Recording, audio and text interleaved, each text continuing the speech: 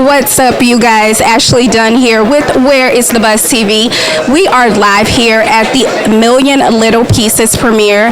That's right, you guys. We are live here at the A Million Little Things premiere. This movie has such important messaging, so you guys make sure you check out this film this Friday in theaters. Also, make sure you stay tuned for interviews from the director and the cast. See you soon, you guys. Bye. So, I just want to, real quick, first of all, love you in Goliath, and also you just shared recently about keeping your dreams alive on ABC News. Speak to how important it is. You've had longevity in your career. Speak to how important it is to keep your dreams alive and continue the good fight with fighting for you. Well, as an artist, if your dreams die, you die as an artist, period. You have to look at yourself all the time as a 19-year-old just starting. You can never, ever not be a fan, first of all. Like, you have to maintain that, you know. Once you start to look at it as like old news or a job, you die as an artist. So you always have to be a fan of other people, and you have to always dream that someday you're going to do something that you've dreamed of doing, you know. And most people would say to me, well, you've lived all your dreams, but I always look at it like my dream is still ahead of me. That's the way to do it. Thank you so much, Mr. Billy. Sure. Appreciate it. Nice to meet you. Congratulations on this film. So many rave reviews about it. I know this was a labor of love for you. Speak to us first. This film showed in TIFF last year, and you didn't get the reaction that you expected, but you kept going. You're very resilient. You speak to how you continue to fight and continue to put yourself out there as a female filmmaker.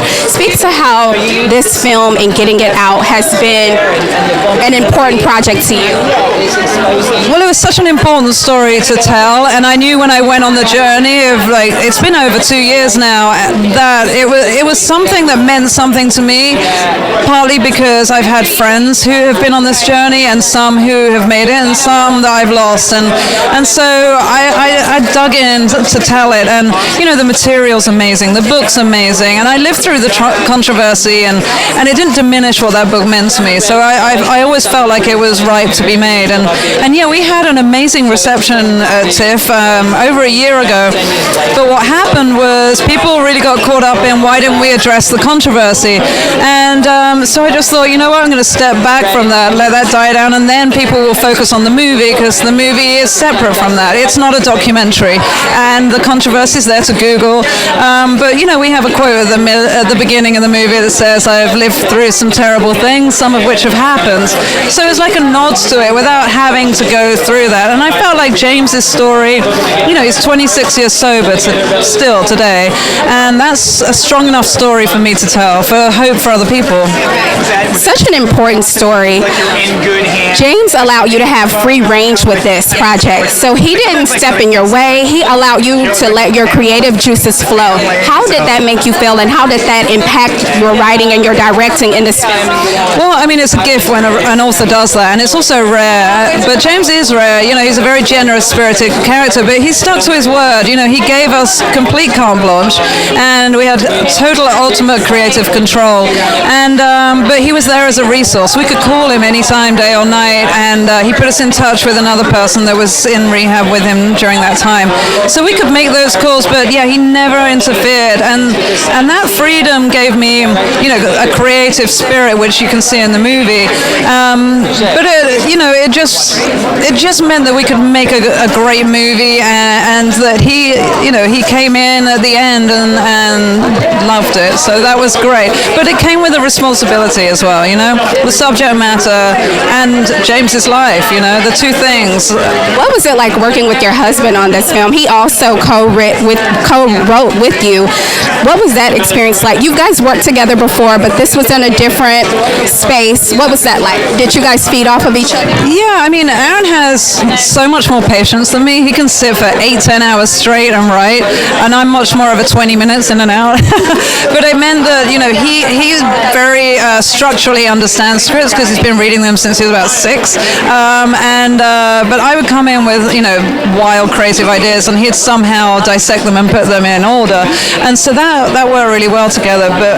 But it was just amazing to be able to, you know, just put everything aside and focus in, and just the two of us work. It's what we'd been dreaming of since Nowhere Boy, which was a decade ago now.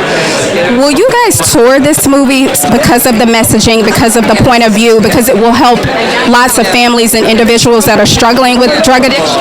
Yes, absolutely. And that was the important thing I learned actually after the TIFF experience was, you know, people got caught up on the controversy, yet the message is so strong and such an important one today as much as any day, you know, today more than ever actually, and that it's something so much closer to people's homes than it was maybe in 93. Maybe 93 it was something that happened outside to other people. Now it's everywhere, and I feel like our movie is about addiction, but it shows hope, and it shows the resources for help, but it shows it in a way that's humor as well. We have Billy Bob Thornton, and he's funny, but we're already touring colleges. We've been doing that, and you know, Aaron and I have been on the road, and it has been like pushing a boulder uphill through treacle, because it's been difficult, but I'm a tough woman, and I will not give up. And before I let you go, I admire that about you, your strength, your tenacity to keep going. Speak really briefly, if you can, about the scarcity of female filmmakers in Hollywood, and why it's such a struggle for women to use their voice to put out the films and the create. I think, you know what, it's something I get asked. I don't have the answer other than we can tell amazing stories. We are as resilient as anyone else. We can run the ship, which is such a sort of like captain of the ship male term, but I feel like it's being given the chance from ground up. It's not about going to see the movie. It's from the bottom up, the financiers, the studios, the support for small stories, and it's growing, but it's taking time. And I'm someone who doesn't take no for an answer, and I'm very bold and will kick doors down. But there are people and beautiful storytellers that aren't necessarily resilient and don't necessarily have that. And I'm like, want to pull everyone up behind me, because I think that the industry is tough for small stories right now as well. Well, thank you so much for talking to us. Yes, Mr. Aaron, you look nice, by the way, I must say. So tell me, this film has a lot of buzz has been around this film, both good and bad, right?